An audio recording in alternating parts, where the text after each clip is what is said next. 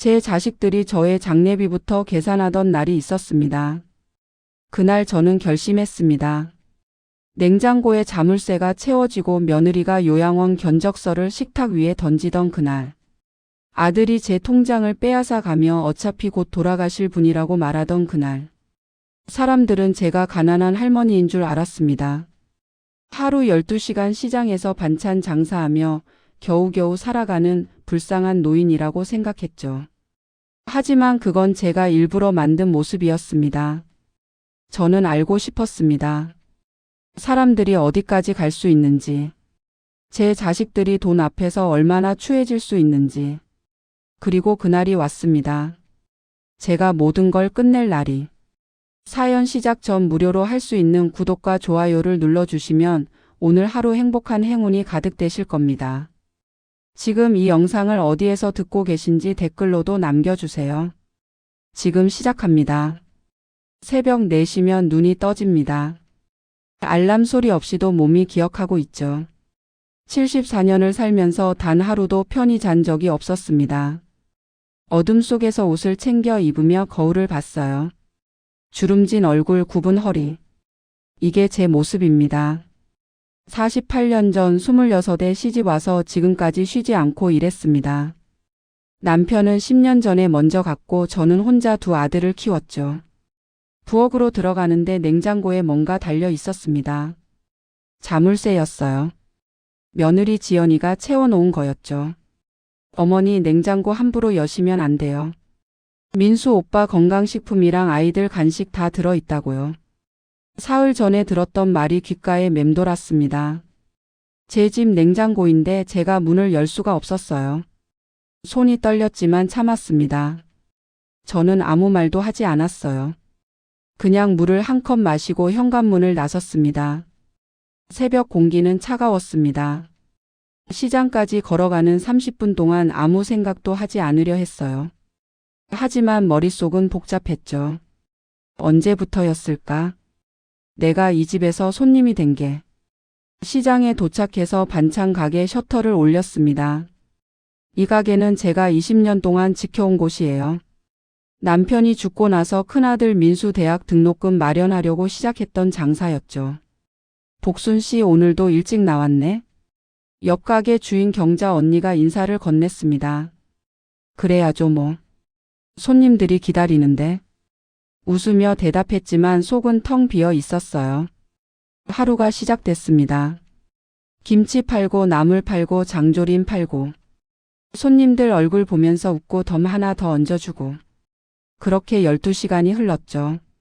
저녁 6시에 가게 문을 닫고 집으로 돌아왔습니다. 현관문을 여는데 안에서 웃음소리가 들렸어요. 엄마 오늘 고깃집 갔는데 완전 맛있었어. 손주 준호 목소리였습니다. 11살 된 제 손주죠. 거실로 들어가니 식탁 위에 치킨 상자와 피자 박스가 놓여 있었어요. 온 가족이 둘러앉아 저녁을 먹고 있었죠.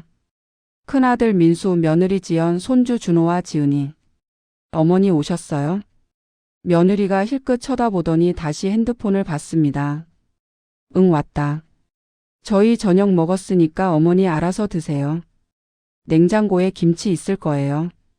자물쇠 채운 냉장고에서 어떻게 꺼내 먹으라는 건지 몰랐지만 저는 아무 말도 하지 않았습니다. 그래, 알았다. 방으로 들어가 가방을 내려놓았어요. 오늘 번 돈은 12만 원. 봉투에 넣어서 서랍 깊숙이 숨겨놨습니다. 제가 사는 방법은 간단했어요. 돈 얘기는 절대 하지 않는 것. 그날 밤 잠들기 전에 천장을 바라봤습니다.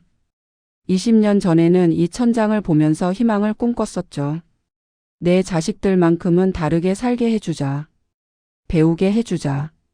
그런데 지금은 뭘 보고 있는 걸까요? 토요일 오후였습니다. 친척 모임이 있는 날이었죠. 큰아들 민수가 일부러 친척들을 집으로 불렀어요. 엄마 오늘 고모들 다 오신대. 음식 좀 준비해놔. 알았다. 아침부터 부엌에서 음식을 만들었습니다. 잡채, 전, 김치찌개, 불고기.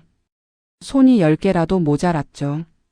며느리 지연이는 방에서 나오지도 않았어요. 오후 2시쯤 친척들이 도착했습니다. 시동생 내외 시누이 2명과 그 남편들. 모두 8명이었죠. 형님 오랜만이에요. 시동생 며느리가 환하게 웃으며 인사했습니다. 그래 어서 와. 많이 먹어. 식탁에 음식을 차렸어요. 다들 둘러앉아서 이야기를 나누기 시작했죠.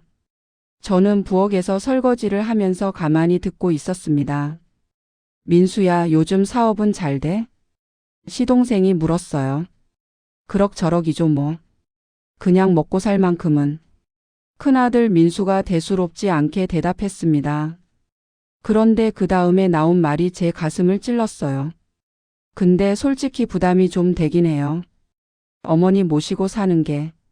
설거지하던 손이 멈췄습니다. 왜? 복순 형님이 뭐 문제라도 있어? 시누이가 물었죠.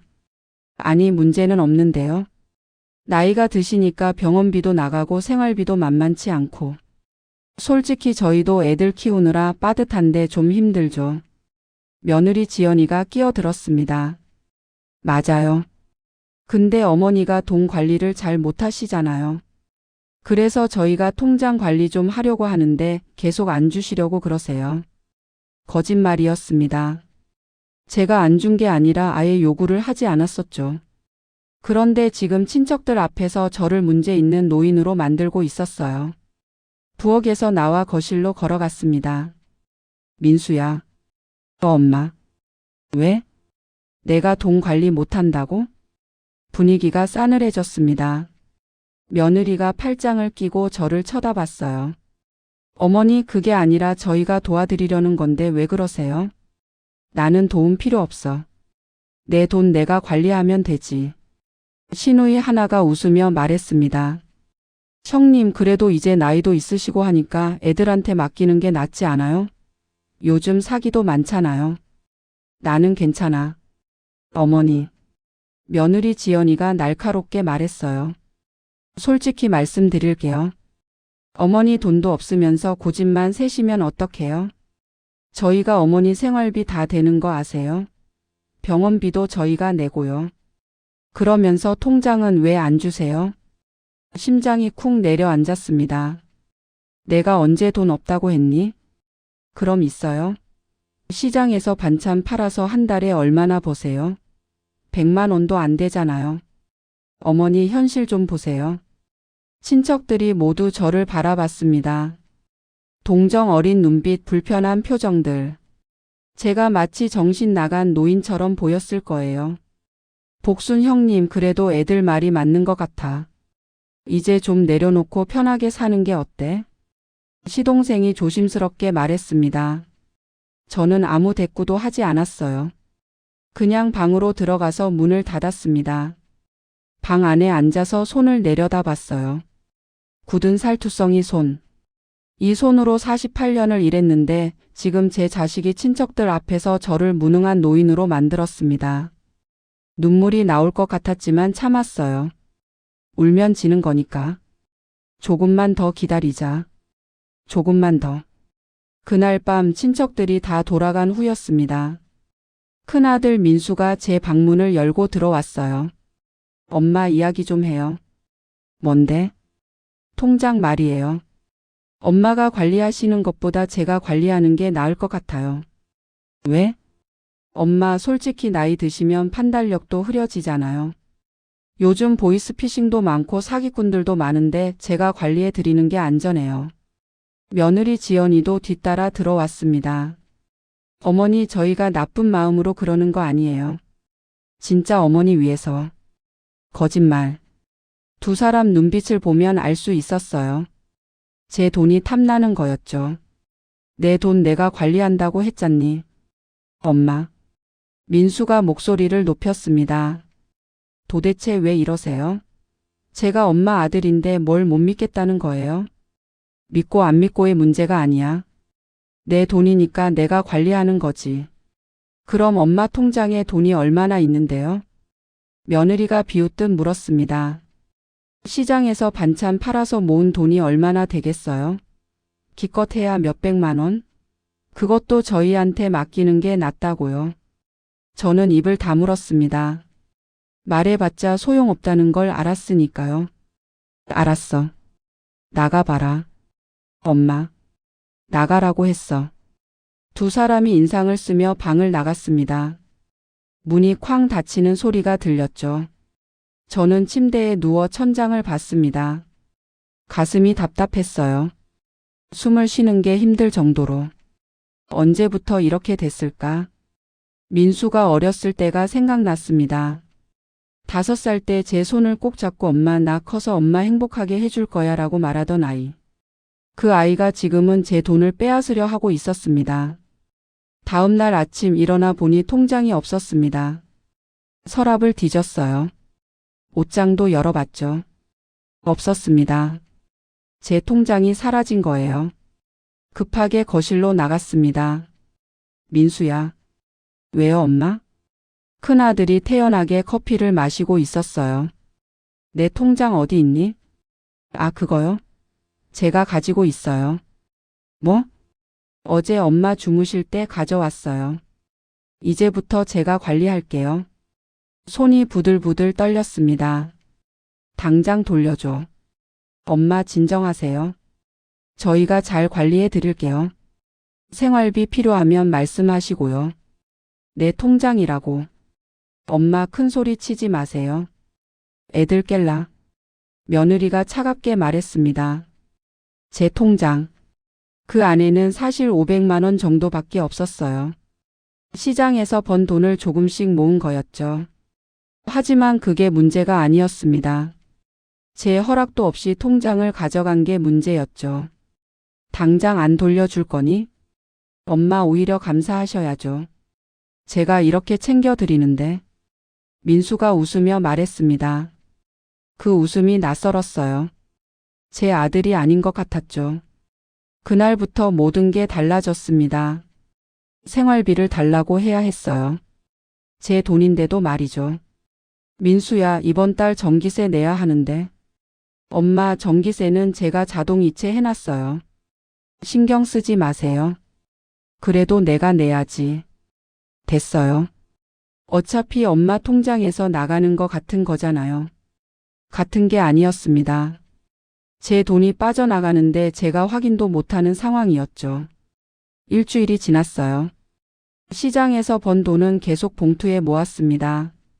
그런데 이상한 일이 생겼죠. 어머니 이번 달 병원비 20만 원 나왔어요. 며느리가 영수증을 내밀었습니다. 병원? 나 병원 안 갔는데? 아니, 지난달에 가셨잖아요. 관절염 약 받으러. 그건 3만 원이었어. 아니에요, 20만 원이에요. 여기 영수증 있잖아요. 영수증을 자세히 봤어요. 뭔가 이상했습니다. 날짜도 애매하고 병원 이름도 제가 다니는 곳이 아니었죠. 이거 가짜 아니니? 어머니 지금 저희를 거짓말쟁이로 만드시는 거예요? 며느리가 목소리를 높였습니다. 아니, 그게 아니라 어머니가 기억을 못 하시는 거예요. 나이 드시니까. 그러니까 저희가 관리해 드리는 거잖아요. 말문이 막혔습니다. 제가 기억을 못 하는 걸까요? 아니면 정말 이 사람들이 거짓말을 하는 걸까요? 한 달이 더 지났습니다. 제 통장에 있던 500만 원이 200만 원으로 줄어 있었어요. 은행에 가서 확인했죠. 출금 내역이 이렇게 많네요. 병원비, 생활비, 관리비. 은행 직원이 말했습니다. 하지만 저는 그 돈을 쓴 적이 없었어요. 병원비는 실제로는 몇만 원인데 영수증은 수십만 원씩 나왔고 생활비도 제가 받은 적이 없었죠. 집에 돌아와서 민수를 불렀습니다. 민수야, 내 통장에서 돈이 계속 빠져나가고 있어. 당연하죠. 엄마 생활비 나가는 거잖아요. 나는 돈 받은 적 없는데? 엄마, 제가 관리비도 내고 전기세도 내고 다 하잖아요. 그게 엄마 생활비죠. 그래도 300만 원씩이나? 엄마, 요즘 물가가 얼마나 비싼데요. 그리고 어머니 병원비도 만만치 않고요. 거짓말이었습니다. 제 돈을 빼돌리고 있었던 거죠. 그런데 증거가 없었어요. 영수증도 다 만들어 놓고 말로는 다 제 생활비에 쓴 거라고 하니까요. 그날 밤 잠이 오지 않았습니다. 천장을 보면서 생각했어요. 이대로 있다가는 내 돈이 다 사라지겠구나. 하지만 아직은 참기로 했습니다. 왜냐하면 저는 알고 싶었으니까요. 제 자식들이 정말 어디까지 갈 수 있는지. 2달이 지났습니다. 어느 날 아침 냉장고 문을 열려고 했는데 자물쇠가 새로 바뀌어 있었어요. 더 크고 튼튼한 걸로요. 민수야, 이거 왜 바꿨니? 아, 그거요? 어머니가 자꾸 애들 간식 드시잖아요. 나는 안 먹었는데. 어머니 지난주에도 준호 요구르트 5개나 드셨잖아요. 그건 상해서 버리려던 거였어. 어머니 기억이 잘못됐어요. 그러니까 이제부터는 필요한 거 있으면 저희한테 말씀하세요. 며느리가 거실에서 소리쳤습니다. 어머니 냉장고뿐만 아니라 앞으로 외출도 저희한테 말씀하고 다녀오세요. 뭐? 어머니가 어디 가시는지 저희가 알아야 안심이 되잖아요. 혹시라도 길 잃어버리시면 어떡해요? 길을 잃어버릴 나이가 아닌데도 저는 이제 외출할 때마다 허락을 받아야 했습니다. 시장 다녀올게. 몇 시까지 오실 거예요? 6시쯤. 6시 넘으면 전화 드릴 거예요. 감시당하는 기분이었어요. 제 집인데 제가 손님도 아니고 죄수 같았죠. 시장에서 일하는 게 그나마 숨통이 트이는 시간이었습니다. 옆 가게 경자 언니와 이야기하면서 잠깐이나마 제가 사람 대접받는 기분이 들었죠. 복순 씨, 요즘 안색이 안 좋은데 괜찮아? 경자 언니가 걱정스럽게 물었습니다. 괜찮아 뭐. 집에서 무슨 일 있어? 말하고 싶었어요. 누군가에게 털어놓고 싶었죠. 하지만 입을 열지 못했습니다. 제 자식 욕을 남한테 할 수는 없었으니까요. 아니야, 그냥 좀 피곤해서. 에이, 나한테는 솔직히 말해도 되잖아. 경자 언니가 제 손을 잡았습니다. 따뜻한 손이었어요. 눈물이 날 것 같았지만 참았습니다. 나중에 말해줄게. 그날 오후 한 손님이 오셨어요. 70대쯤 되어 보이는 할머니였는데 얼굴이 밝았어요. 이거 얼마예요? 장조림이요? 10,000원입니다. 그럼 이거 주세요. 우리 손주가 이거 좋아해서요. 할머니가 환하게 웃으며 말했습니다. 손주가 할머니 반찬 좋아하면 얼마나 좋아요. 그럼요. 매일 전화해서 할머니 장조림 만들어줘 그러더라고요. 그 말을 듣는데 가슴이 먹먹했어요. 저는 손주들한테 반찬 한 번 못 해주고 살았습니다. 냉장고에 자물쇠 채워져 있는데 어떻게 해주겠어요. 저녁 6시에 집에 돌아왔습니다. 오늘은 5분 늦었어요. 6시 5분. 어머니 왜 이렇게 늦으셨어요? 며느리가 현관에 서서 팔짱을 끼고 있었습니다. 손님이 많아서. 전화하시지 그러셨어요. 저희 걱정했잖아요. 걱정? 거짓말. 눈빛을 보면 알 수 있었어요. 감시하는 거였죠. 미안하다. 앞으로는 시간 꼭 지키세요. 어머니 나이에 밤늦게 돌아다니시면 위험하잖아요. 6시 5분이 밤늦게라는 게 말이 됐을까요? 하지만 저는 아무 말도 하지 않았습니다. 방으로 들어가서 거울을 봤어요. 초췌한 얼굴. 눈가에 다크서클이 깊게 패여 있었죠. 몸무게도 5kg은 빠진 것 같았어요. 내가 왜 이렇게까지 살아야 하지? 그때 핸드폰이 울렸습니다. 작은 아들 진호였어요. 진호는 부산에 살고 있었습니다. 결혼은 했지만 아직 아이는 없었죠. 1년에 한두 번 정도 얼굴 보는 게 전부였어요. 엄마 나야. 진호야. 엄마 목소리가 왜 그래? 어디 아파? 아니야, 괜찮아. 엄마 무슨 일 있어? 형한테 무슨 일 있는 거 아니야? 진호는 눈치가 빨랐습니다. 제 목소리만 들어도 뭔가 이상한 걸 알아챘죠. 아니야, 정말 괜찮아. 엄마 나한테는 솔직히 말해. 형이 엄마한테 뭐 하는 거 있어? 말하고 싶었습니다. 하지만 또 입을 열지 못했어요. 형제끼리 싸우게 만들고 싶지 않았으니까요. 아무것도 아니야. 그냥 요즘 좀 피곤해서. 엄마. 진호야, 너는 내일이나 자라고. 엄마는 괜찮으니까. 알았어. 그래도 힘들면 꼭 전화해. 알았지? 그래, 알았다. 전화를 끊고 침대에 누워서 눈을 감았습니다. 눈물이 흘러내렸어요. 소리 내지 않고 조용히 울었죠. 얼마나 더 참아야 할까? 다음 날 아침 식탁에 앉아서 아침을 먹는데 며느리가 서류 한 장을 내밀었습니다. 어머니, 이거 좀 보세요. 요양원 견적서였어요. 이게 뭐니? 요양원 견적서요. 어머니 나이도 있으시고 저희도 힘드니까 요양원 알아봤어요. 손이 떨렸습니다. 나는 요양원 안 갈 거야. 어머니, 거기 좋아요. 또래 분들도 많고 프로그램도 있고. 나는 내 집에서 살 거라고. 민수가 옆에서 말했습니다. 엄마, 우리도 생각 많이 했어요. 근데 솔직히 엄마 모시는 게 너무 힘들어요. 경제적으로도 그렇고. 내가 너희한테 짐이라는 거니? 그런 게 아니라. 그럼 뭔데? 목소리가 높아졌습니다.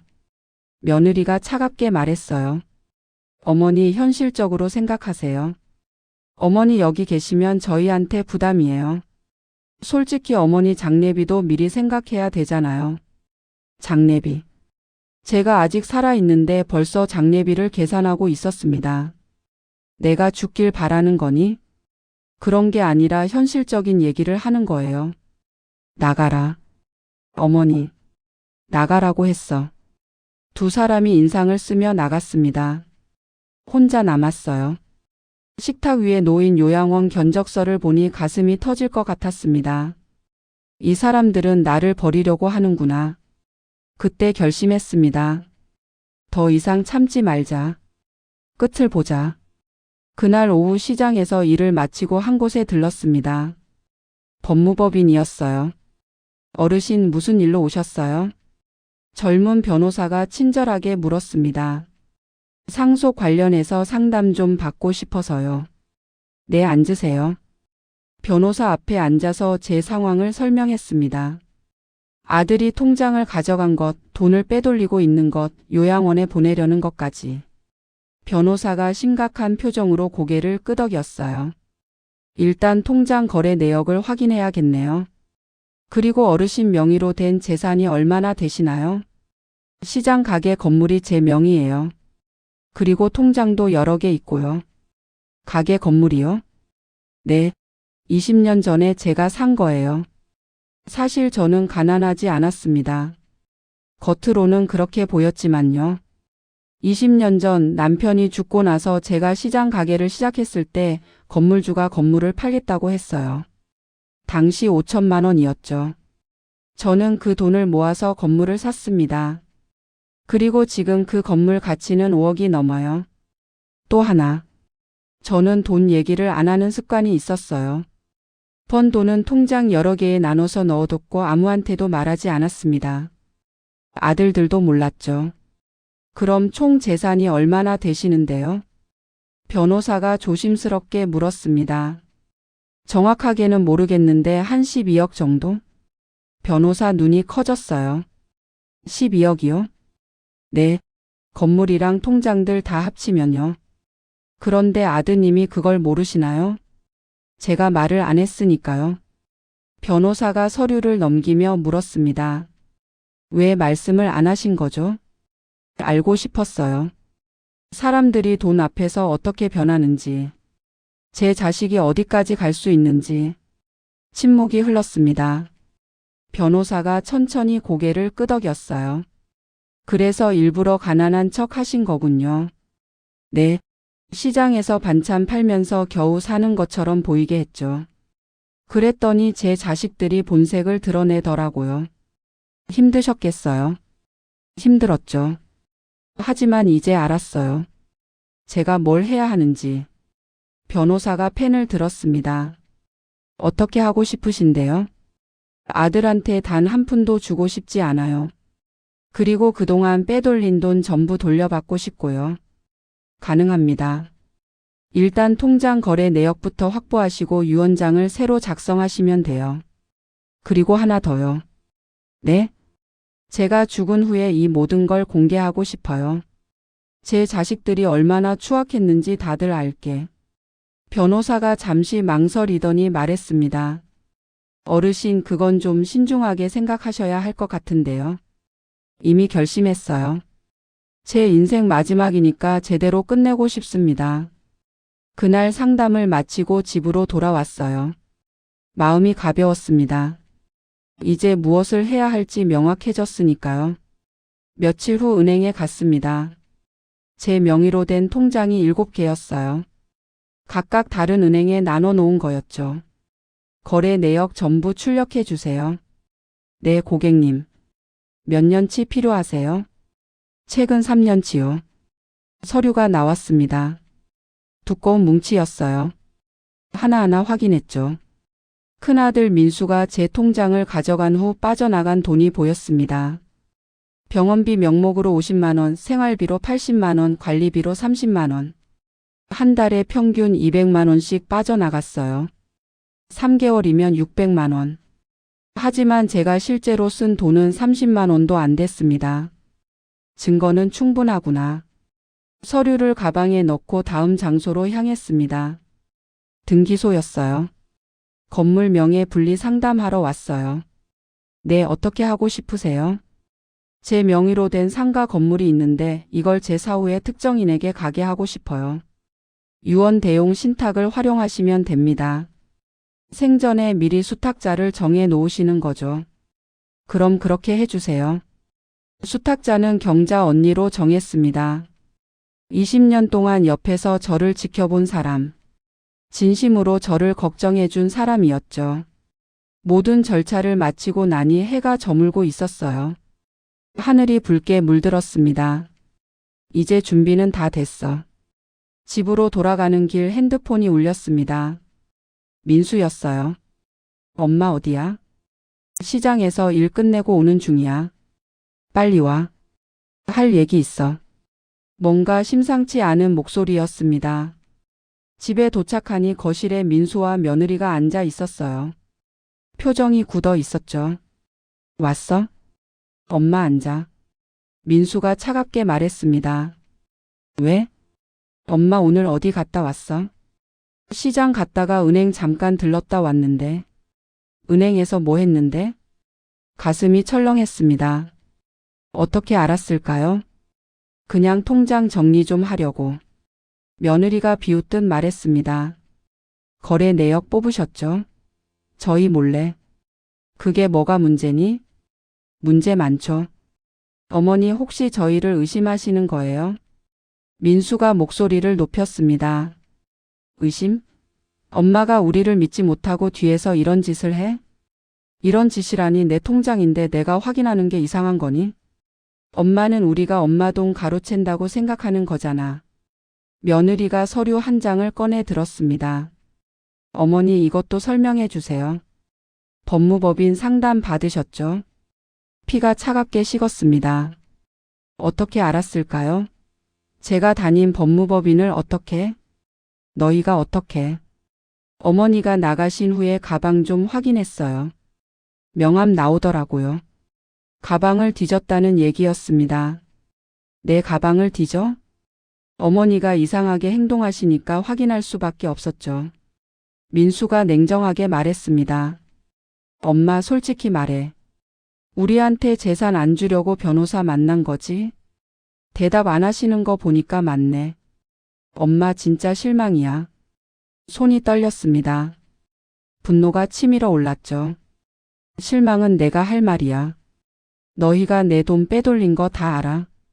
순간 정적이 흘렀습니다. 며느리가 먼저 입을 열었어요. 증거 있어요? 은행 거래 내역 다 있어. 그거 가지고는 안 돼요. 저희는 어머니 생활비로 쓴 거라고 하면 그만이에요. 민수가 팔짱을 끼며 말했습니다. 엄마 어차피 엄마 재산은 나중에 우리 거야. 엄마가 뭘 어떻게 하든 결국 자식한테 가게 돼 있어. 그럴 줄 아니? 뭐? 내가 가만히 있을 것 같아? 너희한테 단 한 푼도 안 줄 거야. 며느리가 비웃었습니다. 어머니 농담하시는 거죠? 어머니가 뭘 가지고 계신다고 그래요. 시장에서 번 돈 몇백만 원? 그렇게 생각하고 싶으면 그렇게 생각해. 민수가 책상을 탁 쳤습니다. 엄마, 지금 장난해? 장난 아니야. 너희가 한 짓 다 기억하고 있어. 냉장고 자물쇠 채운 것, 요양원 보내려고 한 것, 내 장례비 미리 계산한 것. 다 기억해. 그래서요? 어머니가 뭘 할 건데요? 며느리가 도발적으로 물었습니다. 저는 아무 대꾸 하지 않았어요. 그냥 방으로 들어가서 문을 잠갔습니다. 밖에서 두 사람이 소리치는 게 들렸지만 신경 쓰지 않았어요. 이제 시간 문제였으니까요. 다음 날 아침 일어나 보니 집 안 분위기가 이상했습니다. 민수와 며느리가 짐을 싸고 있었어요. 뭐 하는 거니? 엄마, 우리 잠깐 여행 갔다 올 거야. 여행? 응. 3일 정도. 엄마 혼자 계실 수 있지? 뭔가 이상했습니다. 갑자기 여행이라니. 어디 가는데? 제주도. 오랜만에 가족들이랑 좀 쉬려고. 며느리가 옆에서 말했습니다. 어머니, 냉장고에 반찬 좀 넣어뒀으니까 드세요. 전화는 되도록 하지 마시고요. 왜? 휴식이 필요하잖아요. 방해받고 싶지 않아서요. 뭔가 석연치 않았지만 저는 그냥 고개를 끄덕였습니다. 그래, 잘 다녀와. 일행이 집을 나갔어요. 현관문이 닫히는 소리가 들렸죠. 혼자 남았습니다. 조용했어요. 너무 조용해서 오히려 불안했죠. 핸드폰을 확인했습니다. 경자 언니한테 문자를 보냈어요. 언니, 혹시 며칠 동안 집 좀 봐줄 수 있어? 뭔가 불안해서. 답장이 왔습니다. 무슨 일이야? 내가 저녁에 갈게. 저녁 6시 경자 언니가 왔습니다. 복순아, 무슨 일이야? 얼굴이 왜 그래? 언니 앉아봐. 할 얘기가 있어. 그날 밤 저는 경자 언니한테 모든 걸 털어놨습니다. 아들이 통장을 가져간 것, 돈을 빼돌린 것, 요양원에 보내려던 것. 그리고 제가 실제로는 12억의 재산이 있다는 것까지. 경자 언니는 입을 다물지 못했어요. 뭐? 12억? 복순아, 너 진짜? 응. 그동안 조용히 모았어. 아무한테도 말 안 하고. 그런데 왜 아들한테 말을 안 했어? 알고 싶었어. 돈 때문에 사람이 어떻게 변하는지. 그리고 이제 알았어. 경자 언니가 제 손을 꽉 잡았습니다. 복순아, 많이 힘들었겠다. 괜찮아. 이제 끝낼 거야. 어떻게? 아들한테 한 푼도 안 줄 거야. 그리고 그동안 빼돌린 돈 다 받아낼 거고. 잘 생각했어. 그런 자식은 벌을 받아야 해. 그날 밤 경자 언니와 긴 이야기를 나눴습니다. 20년 동안 쌓인 이야기들을 다 풀어냈죠. 사흘 후 민수 가족이 돌아왔습니다. 현관문이 열리는 소리가 들렸어요. 하지만 이상했습니다. 발소리가 너무 많았죠. 거실로 나가보니 민수 가족뿐만 아니라 낯선 사람 2명이 함께 있었어요. 누구세요? 어머니, 소개할게요. 이분들은 요양원 상담사님들이에요. 심장이 쿵 내려앉았습니다. 뭐? 며느리가 서류를 꺼내 들었습니다. 어머니, 저희 진지하게 생각했어요. 어머니 혼자 계시는 거 위험하다고 판단했어요. 나는 요양원 안 간다고 했잖아. 어머니, 이미 결정됐어요. 다음 주부터 입소하시면 돼요. 내 허락도 없이? 민수가 냉정하게 말했습니다. 엄마, 법적으로 자식이 보호자로서 결정할 수 있어요. 엄마가 거부하셔도 소용없어요. 요양원 상담사 중 한 명이 웃으며 말했습니다. 어르신, 너무 걱정하지 마세요. 저희 시설 정말 좋아요. 친구들도 많이 사귀실 수 있고요. 나는 안 가요. 어머니. 며느리가 소리쳤습니다. 어머니가 계속 이러시면 강제로라도 모실 거예요. 어머니, 나이 생각하세요. 이제 혼자 사는 게 무리라고요. 손이 부들부들 떨렸습니다. 분노와 절망이 동시에 몰려왔죠. 너희가 정말 내 자식이니? 민수가 한숨을 쉬었습니다. 엄마, 우리도 힘들어요. 엄마 모시는 게 얼마나 힘든지 아세요? 이게 다 엄마를 위한 거라고요. 거짓말. 전부 거짓말이었습니다. 상담사들이 서류를 펼쳤어요. 어르신, 여기 서명만 해주시면 돼요. 서명 안 해요. 어머니, 서명 안 하셔도 저희가 보호자 자격으로 진행할 수 있어요. 며느리의 목소리는 차가웠습니다. 그때 저는 결심했습니다. 이제 모든 걸 끝낼 때가 왔다고. 알았어. 뭐? 민수가 놀란 표정으로 저를 봤습니다. 요양원 갈게. 대신 조건이 있어. 무슨 조건? 내일 친척들 다 불러. 큰일 발표할 게 있으니까. 며느리와 민수가 서로를 쳐다봤어요. 의아한 표정이었죠. 무슨 발표? 내일 알게 될 거야. 다음 날 오후 집 거실은 사람들로 가득 찼습니다. 시동생 내외 시누이들 조카들까지. 그리고 경자 언니도 제가 부탁해서 왔어요. 변호사도 함께였죠. 엄마, 도대체 무슨 일이에요? 갑자기 사람들을 왜 다 부른 거예요? 민수가 불안한 표정으로 물었습니다. 저는 천천히 자리에 앉았어요. 손에는 서류 뭉치가 들려 있었죠. 다들 앉으세요. 중요한 얘기가 있습니다. 사람들이 웅성거리며 자리에 앉았어요. 심호흡을 했습니다. 그리고 입을 열었죠. 저는 오늘 제 재산 처리에 대해 발표하려고 합니다. 민수가 비웃었어요. 재산이요? 엄마, 시장에서 모은 돈 몇백만 원 가지고. 민수야. 제가 아들을 똑바로 쳐다봤습니다. 내가 언제 돈이 몇백만 원이라고 했니? 그게 아니면 뭐가 있는데요? 며느리가 끼어들었습니다. 저는 서류를 펼쳤어요. 이것 좀 보세요. 제 명의로 된 부동산 등기부등본입니다. 서류를 내밀자 민수가 받아들었습니다. 그의 얼굴이 점점 굳어지는 게 보였어요. 이게 뭐예요? 시장 건물이야. 20년 전에 제가 5천만 원 주고 샀지. 지금은 5억 5천만 원 정도 되더라. 거실이 술렁였습니다. 뭐? 시누이가 놀라서 되물었어요. 네. 그리고 이것도 보세요. 통장 사본들을 꺼냈습니다. 7개 은행의 통장들이었죠. 각 통장마다 평균 1억씩 들어 있습니다. 총 7억 정도 되고요. 민수의 손이 떨리기 시작했어요. 합치면 대략 12억 5천만 원 정도 됩니다. 정적이 흘렀습니다. 아무도 말을 하지 못했죠. 며느리가 먼저 입을 열었어요. 어머니. 그럼 그동안 가난한 척했냐고? 맞아요. 일부러 그랬어요. 왜요? 알고 싶었거든요. 사람들이 돈 앞에서 어떻게 변하는지. 특히 제 자식이 어디까지 갈 수 있는지. 민수가 얼굴이 새하얗게 질렸습니다. 엄마, 그게 무슨. 민수야, 내가 내 통장에서 빼돌린 돈 계산해 봤니? 3개월 동안 600만 원. 병원비라고 하면서 가짜 영수증 만들고 생활비라고 하면서 내 돈 가로챘지. 그건. 그리고 며느리.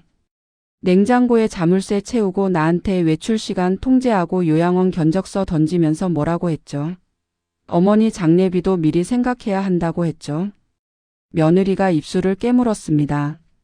친척들이 민수 부부를 쳐다봤어요. 눈빛이 차갑게 식어가는 게 느껴졌죠. 형님, 이게 사실이에요? 시동생이 충격받은 표정으로 물었습니다. 민수가 변명하려 했어요. 아니, 그게 아니라 엄마가 오해하신 거예요. 오해? 제가 다른 서류를 꺼냈습니다. 여기 은행 거래 내역 있어요. 내가 가져간 돈이랑 실제로 쓴 돈 비교해 놨죠. 다들 한번 보세요. 변호사가 서류를 친척들에게 돌렸습니다. 하나 둘씩 서류를 보던 사람들의 표정이 굳어졌어요. 이게 정말이야? 병원비 50만 원이라고 해놓고 실제로는 3만 원? 시누이가 분노에 찬 목소리로 물었습니다. 네. 거짓 영수증 만들어서 돈 빼돌린 거예요. 며느리가 소리쳤습니다. 어머니는 저희 신경도 안 쓰면서 뭘 알아요. 어머니 모시느라 얼마나 힘들었는데. 힘들었다고? 저는 천천히 일어섰습니다. 너희가 나한테 밥 한 끼라도 제대로 챙겨줬니? 냉장고에 자물쇠 채워놓고 내가 굶어도 상관없었잖아. 그게 모시는 거야? 그건. 그리고 민수야. 아들을 똑바로 쳐다봤어요. 너는 친척들 앞에서 나를 뭐라고 했지? 어머니 모시는 게 부담이라고 했지. 돈 관리도 못하는 노인이라고 했어. 민수가 고개를 숙였습니다. 나는 다 들었어. 다 봤고. 그리고 다 기억하고 있어. 시동생이 조심스럽게 물었습니다. 형님, 그럼 재산은 어떻게 하실 건가요? 좋은 질문이네요. 변호사가 서류 한 장을 꺼냈어요. 김복순 어르신께서 유언장을 새로 작성하셨습니다. 여기 계신 분들 앞에서 공개하겠습니다. 민수가 화들짝 놀라며 일어섰어요. 엄마, 뭐 하시는 거예요? 앉아. 끝까지 들어. 변호사가 유언장을 읽기 시작했습니다. 첫째, 큰아들 민수에게 상속할 재산은 일체 없음. 뭐? 민수가 소리쳤습니다. 둘째, 며느리 지연에게도 상속할 재산은 없음. 며느리 얼굴이 하얗게 질렸어요. 셋째, 큰아들 민수가 그동안 가로챈 금액 600만 원은 법적으로 전액 반환해야 함. 이자 포함 700만 원. 엄마. 셋째, 시장 상가 건물은 이경자 씨에게 상속함. 경자 언니가 눈을 동그랗게 떴어요. 복순아, 나한테? 응. 언니가 20년 동안 옆에서 지켜줬잖아. 그게 고마워서. 넷째, 나머지 현금 7억은 노인복지재단에 기부함. 민수가 바닥에 주저앉았습니다. 엄마. 엄마가 이럴 수 있어요? 왜 안 돼? 저는 엄마 아들이잖아요. 아들? 너는 내가 죽기만 기다렸잖아. 장례비부터 계산하고 요양원에 쳐넣으려고 했잖아. 며느리가 울먹이며 말했습니다. 어머니, 저희도 어쩔 수 없었어요. 경제적으로 힘들어서. 경제적으로 힘들면 내 돈 훔쳐도 돼? 가짜 영수증 만들어도 돼? 그건. 그리고 하나 더. 제가 다른 서류를 꺼냈습니다. 내가 작은 아들 진호한테 연락했어. 진호는 부산에서 열심히 살고 있더라. 한 번도 내 돈 달라는 소리 안 했어. 민수가 고개를 들었어요. 진호한테는 2억을 따로 줄 거야. 통장으로 이미 보냈어. 뭐? 진호는 나한테 잘했거든. 한 달에 한 번씩 전화해서 안부 물어봤어. 그게 고마웠어. 며느리가 악을 썼습니다. 이건 불공평해요. 저희는 어머니 모시고 살았잖아요. 모시고 산 게 아니라 감시하고 학대한 거지. 그게 모시는 거야? 변호사가 서류를 정리하며 말했습니다. 법적으로 모든 절차는 완료됐습니다. 이해 제기하셔도 소용없어요. 민수가 무릎을 꿇었습니다. 엄마, 제발. 다시 생각해 주세요. 싫어. 엄마. 너는 내가 가난한 줄 알았지? 그래서 함부로 대했어. 돈이 있었으면 절대 그렇게 안 했을 거야. 엄마, 잘못했어요. 진짜 잘못했어요. 이제 와서 빌어봤자 소용없어. 난 너희가 한 짓 절대 안 잊어. 며느리도 울기 시작했습니다. 어머니, 제발요. 저희 애들 생각해서라도. 애들? 손주 준호와 지은이가 생각났습니다. 애들은 제가 없지. 그래서 각각 5천만 원씩 교육비 명목으로 신탁해뒀어. 25살 되면 받을 수 있게. 그럼 저희는요? 너희는 없어. 한 푼도. 친척들이 하나 둘씩 일어나기 시작했어요. 민수 부부를 바라보는 눈빛은 차갑기만 했죠. 형님, 형수님한테 이렇게까지 하다니. 부끄러운 줄 알아야지. 시동생이 고개를 저으며 나갔습니다. 오빠, 나는 정말 실망이야. 시누이들도 하나씩 자리를 떴어요. 거실에는 저와 민수 가족 그리고 경자 언니와 변호사만 남았습니다. 민수가 바닥에 주저앉아 울고 있었어요. 엄마, 제발. 민수야. 네? 너는 어렸을 때 내 손 잡고 말했어. 엄마 행복하게 해줄 거야 라고. 그 말 기억나니? 나는 그 말만 믿고 살았어. 힘들어도 참았고 아파도 웃었어. 내가 잘 되기만 바랐거든. 엄마. 근데 너는 날 버리려고 했어. 요양원에 쳐넣고 내 돈 다 빼앗으려고 했잖아. 잘못했어요. 이제 너희 인생은 너희가 알아서 살아. 나는 너희한테 아무것도 바라지 않아. 며느리가 소리쳤습니다. 어머니는 너무 하시는 거 아니에요?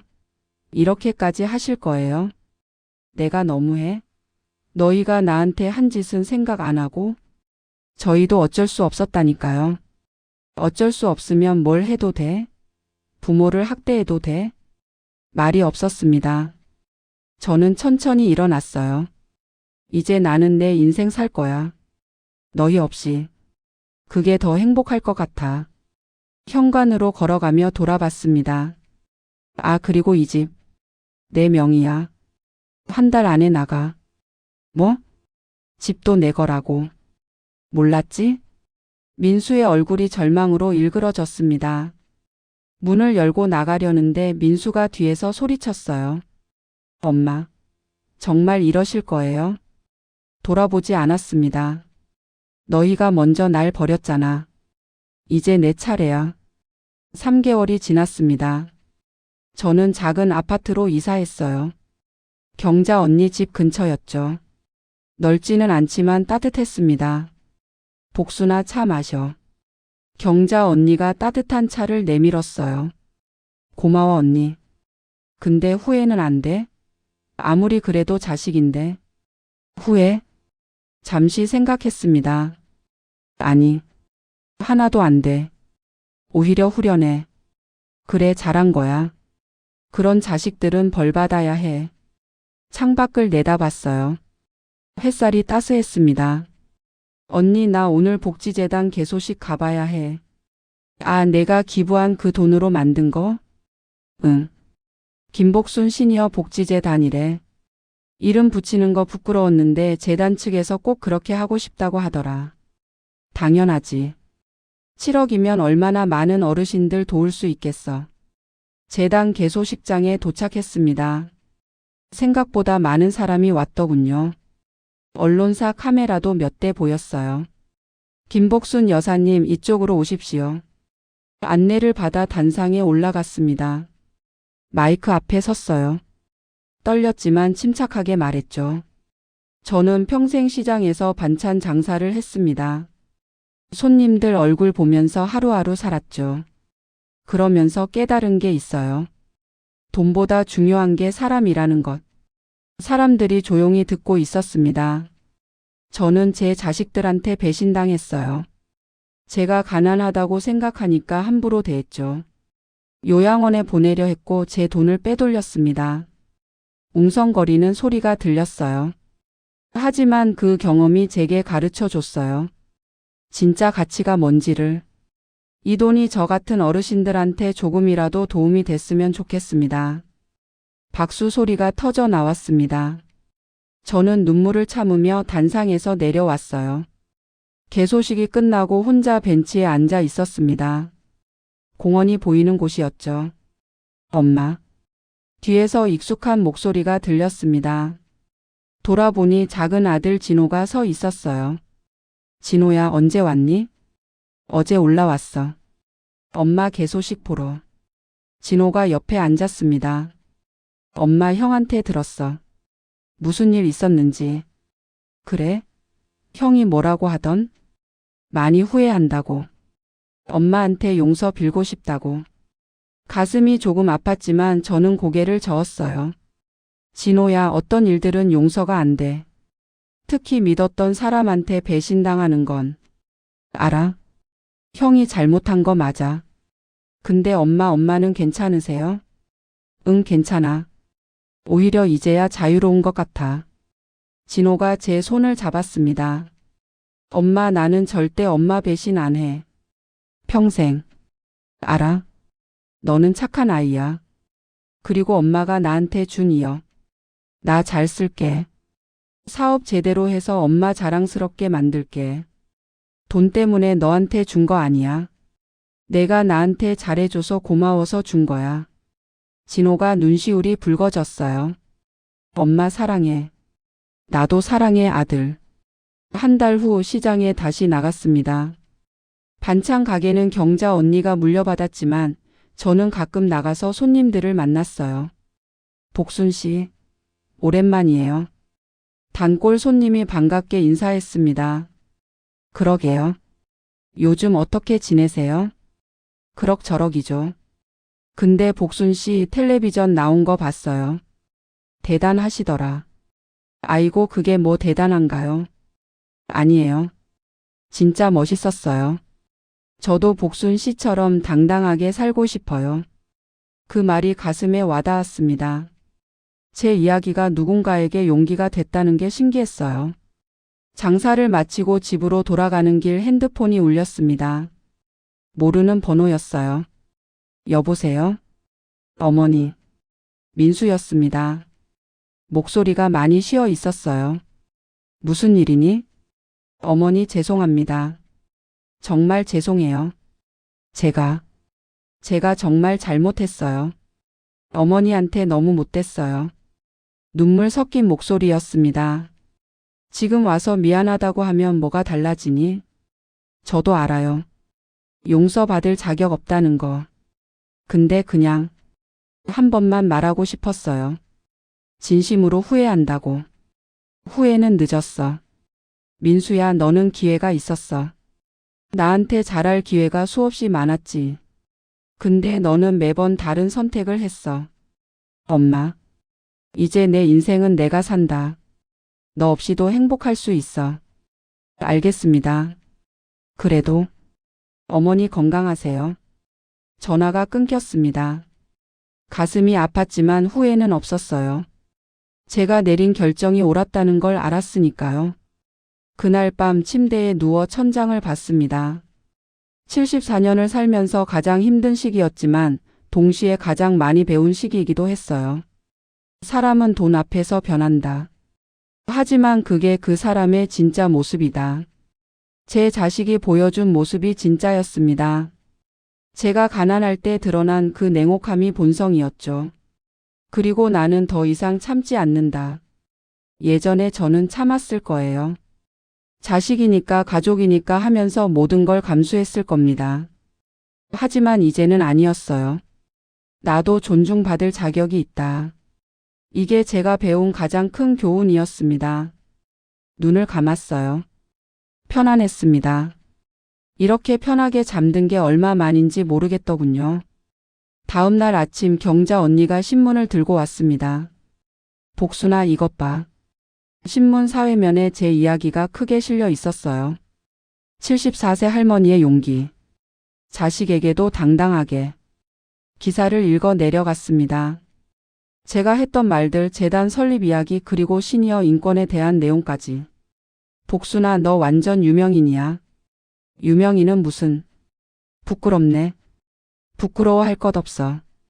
너 덕분에 많은 사람들이 용기 얻을 거야. 그날 오후 재단에서 연락이 왔습니다. 여사님, 상담 문의가 폭주하고 있습니다. 자녀에게 학대받는 어르신들이 정말 많으시더라고요. 그래요? 네. 여사님 이야기가 큰 힘이 됐다고들 하세요. 저희도 이제 본격적으로 지원 시스템 만들어야 할 것 같습니다. 가슴이 뭉클했습니다. 제 고통이 헛되지 않았구나 싶었어요. 지금 돌이켜보면 그 시간들이 제게 선물이었던 것 같습니다. 물론 고통스러웠어요. 제 자식한테 배신당하는 게 얼마나 아픈지 말로 표현할 수 없을 정도였죠. 하지만 그 경험이 없었다면 저는 평생 참고만 살았을 거예요. 제가 존중받을 자격이 있다는 걸 몰랐을 겁니다. 74살의 인생을 다시 시작했습니다. 늦었다고 생각하실 수도 있겠지만 저는 지금이 가장 행복합니다. 제 이야기가 여러분께 전하고 싶은 메시지는 이겁니다. 나이가 들었다고 해서 부모라고 해서 무조건 참아야 하는 건 아닙니다. 여러분도 존중받을 자격이 있어요. 당당하게 사세요. 그리고 만약 여러분 주변에 저처럼 자녀에게 학대받는 어르신이 계시다면 외면하지 말아주세요. 작은 관심 하나가 그분들의 인생을 바꿀 수 있습니다. 김복순 시니어 복지재단은 지금도 많은 어르신들을 돕고 있습니다. 상담이 필요하신 분들은 언제든 연락주세요. 기억하세요. 당신은 소중한 사람입니다. 나이와 상관없이요.